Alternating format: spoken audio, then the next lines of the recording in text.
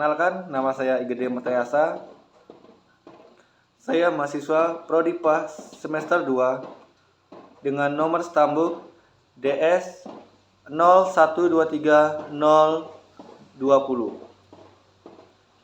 Di sini saya akan membuat tugas video yang berjudul Sejarah Profesi Guru. Selamat menyaksikan. Deskripsi singkat. Pada topik sejarah profesi keguruan di Indonesia akan dibahas mengenai runtutan riwayat profesi keguruan dari awal zaman pra-Hindu, Buddha, zaman Hindu-Buddha, zaman Kesultanan Islam, zaman Belanda di Indonesia, zaman pendudukan Jepang, dan pada akhirnya guru di zaman setelah kemerdekaan sampai sekarang. Awal kemunculan guru di Indonesia. Guru di zaman pra-Hindu-Buddha, Hindu-Buddha, dan zaman Islam masuk di Indonesia. Guru merupakan pekerjaan tertua, lebih dulu dibandingkan arsitek, yang baru ada setelah manusia tidak lagi tinggal di gua, atau lebih juga dari insinyur metalurgi yang baru muncul pada masa manusia mengenal logam dan pengolahannya. Pekerjaan guru ada sejak manusia mampu berpikir dan mengenal ilmu pengetahuan.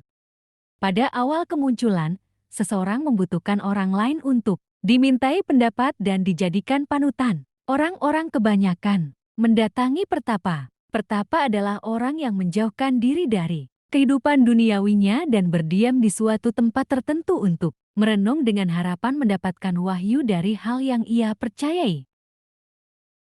Selanjutnya, sistem pendidikan pada masa kerajaan Hindu-Buddha sudah mengenal adanya guru. Pada masa agama Hindu yang mengenal sistem kasta, guru berasal dari kasta Brahmana yang dikenal dengan nama begawan. Dalam hal ini, kasta guru setingkat lebih rendah dari raja. Oleh karena itu, begawan memiliki hak-hak tertentu dan cenderung dimuliakan oleh masyarakat karena dianggap sebagai penjelmaan kehidupan spiritual, kebenaran. Pada masa itu, di dalam menyampaikan pengetahuan dari buku suci Weda, para siswa tinggal di rumah begawan tersebut serta mengabdi dengan penuh kesetiaan dan pengabdian.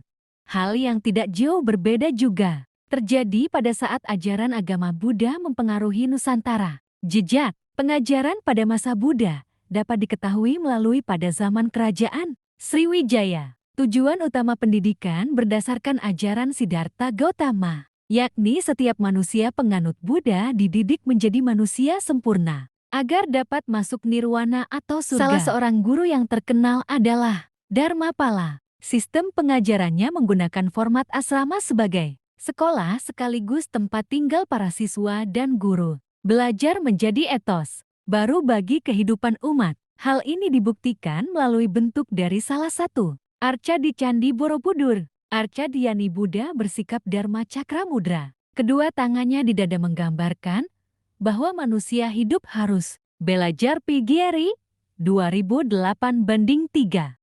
Corak pendidikan masa Hindu-Buddha ternyata memberikan pengaruh pula pada sistem pendidikan Islam. Masuknya Islam ke tanah air mempengaruhi sudut pandang masyarakat yang memerlukan pendalaman ajaran agama Islam. Oleh karena itu, dikenallah sistem pesantren. Dalam proses belajarnya, pesantren mengandung corak ajaran Hindu-Buddha. Pesantren mempercayakan pendidikan pada seorang guru yang disebut kiai. Pada mulanya, pembelajaran dilaksanakan di langgar-langgar atau pelataran masjid.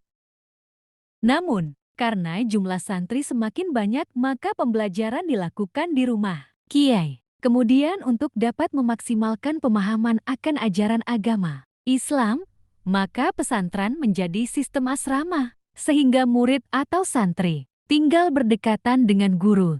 Hal tersebut kemudian membawa pengaruh bagi perkembangan pesantren, sehingga pesantren menjadi lebih besar peranannya. B. Guru di zaman pendudukan Belanda di Indonesia. Selanjutnya pada masa kolonial Belanda pun memberikan warna tersendiri pada pembangunan pendidikan Indonesia. Masa kolonial Belanda memperkenalkan sekolah yang pada dasarnya mengikuti perkembangan ilmu pengetahuan dan teknologi. Sekolah pada awal kemunculannya berkembang di Yunani yang berarti waktu luang. Hal ini dilakukan oleh para orang tua yang bekerja sehingga tidak memiliki waktu untuk memberikan pengajaran pada anak-anaknya. Sehingga anak-anak dipercayakan pada orang yang dianggap memiliki pengetahuan yang lebih di sekolah. Pada akhirnya sekolah menjadi tempat perkumpulan bagi anak-anak untuk mengkaji mengenai suatu permasalahan yang berkaitan dengan keilmuan. Topati Masang, 2013, 5-6. Adanya sekolah pada masa kolonial bukan bermaksud mencerdaskan kehidupan bangsa sebagaimana hakikat pendidikan, tetapi sekolah pada saat itu mulai memperkenalkan masyarakat pada orientasi, bekerja dan upah. Tahun 1617 pemerintah kolonial Belanda mendirikan sekolah pertama di Batavia, Jakarta. Sekolah ini masa belajarnya selama 5 tahun. Melalui sistem sekolah yang dideklarasikan oleh kolonial, maka berimbas pula pada guru. Guru pada awalnya diangkat secara sembarang, karena kualifikasinya hanya mampu membaca, menulis dan berhitung saja. Serta satu orang guru dapat mengajar puluhan bahkan ratusan murid. Akhirnya, pada April tahun 1852 di Surakarta didirikan Quick School yang merupakan sekolah guru pertama. Sejak inilah guru menjadi sebuah profesi baru di kalangan masyarakat. C. Guru sebagai profesi di Indonesia. Guru sebagai profesi di Indonesia ditandai dengan lahirnya Undang-Undang Guru dan Dosen Nomor 14 Tahun ke-2005. Sebagaimana diamanatkan dalam Undang-Undang Dasar 1945 Pasal 31 Ayat 3 yang berbunyi, pemerintah mengusahakan dan menyelenggarakan satu sistem pendidikan nasional yang meningkatkan keimanan dan ketakwaan serta akhlak mulia dalam rangka mencerdaskan kehidupan bangsa, dan ayat 5 yang berbunyi, pemerintah memajukan ilmu pengetahuan dan teknologi dengan menjunjung tinggi nilai-nilai agama dan persatuan bangsa untuk kemajuan peradaban serta kesejahteraan umat manusia. Undang-Undang Guru dan Dosen juga lahir bertujuan untuk memperbaiki pendidikan nasional, baik secara kualitas maupun kuantitas, agar sumber daya manusia Indonesia bisa lebih beriman, kreatif, inovatif, produktif, serta berilmu pengetahuan luas demi meningkatkan kesejahteraan seluruh bangsa. Dalam kaitannya dengan guru sebagai pendidik, maka pentingnya guru profesional yang memenuhi standar kualifikasi diatur dalam Pasal 8 Undang-Undang Nomor 14 Tahun 2005 tentang Guru dan Dosen UGD, yang menyebutkan bahwa guru wajib memiliki kualifikasi akademik, kompetensi, sertifikat pendidik, sehat jasmani dan rohani, serta memiliki kemampuan untuk mewujudkan tujuan pendidikan nasional.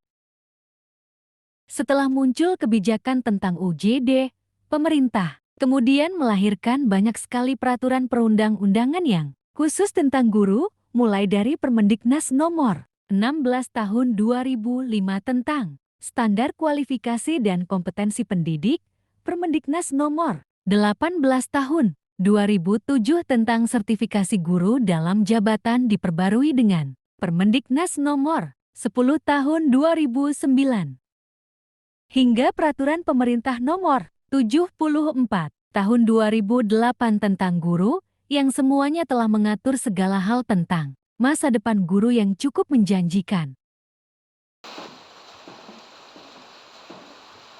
Itulah beberapa penjelasan tentang sejarah profesi guru dari saya. Bila ada salah kata, saya mohon maaf, dan saya akhiri dengan salam Paramasanti. Om Santi Santi Santi Om.